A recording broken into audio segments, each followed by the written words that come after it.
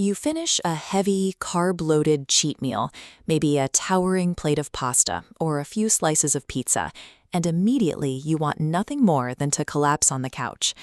As you sit there, the guilt creeps in. You start to worry that all those calories are migrating straight to your stubborn lower belly. There is a strictly timed 10-minute mechanical intervention that intercepts those calories before they ever get locked away as fat.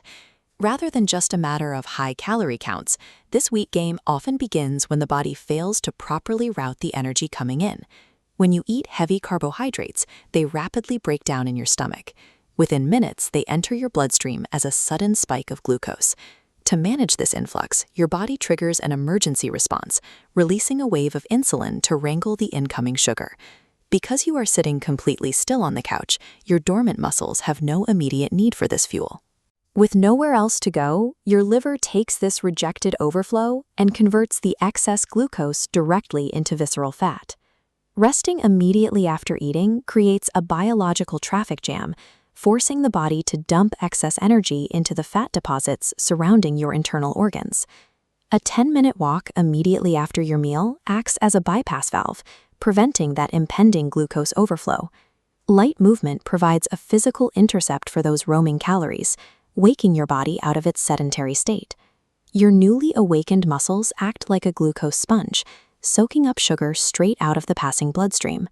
This rapid absorption gives your muscles immediate kinetic energy, entirely bypassing the liver's fat storage route. The effectiveness of this strategy depends on the window of time following the meal. Initiating movement immediately is the mechanism that steals the fuel away from your belly fat. Because active muscles clear the blood independently, your body can scale back its emergency insulin response.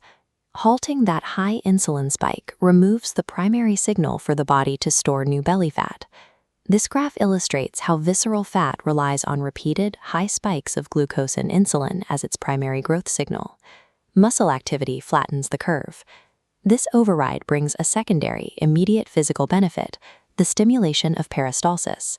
Peristalsis describes the natural digestive contractions that push food through your system, which helps prevent post-meal bloating. A short walk is a dual-threat intervention. It silences the command to grow belly fat while accelerating the physical digestion of your meal. It is hard to imagine that 10 minutes of light movement could actually shift your internal chemistry. You don't need a high-intensity cardio session. A leisurely stroll is the optimal pace for this specific goal. When researchers compared a single block of daily exercise against movement spread throughout the day, the results were distinct. This chart shows that 3 10-minute post-meal walks are more effective at controlling blood sugar than a single 30-minute walk done earlier in the day. Breaking exercise down to specifically surround calorie events creates a biological advantage over traditional once-a-day workout scheduling. These 10-minute habits compound into hundreds of extra calories burned over time and steadier daily energy levels.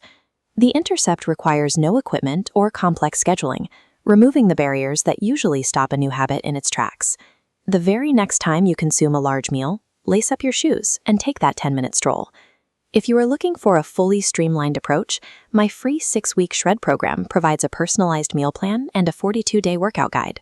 Conquering visceral fat starts the moment you choose to walk away from the table.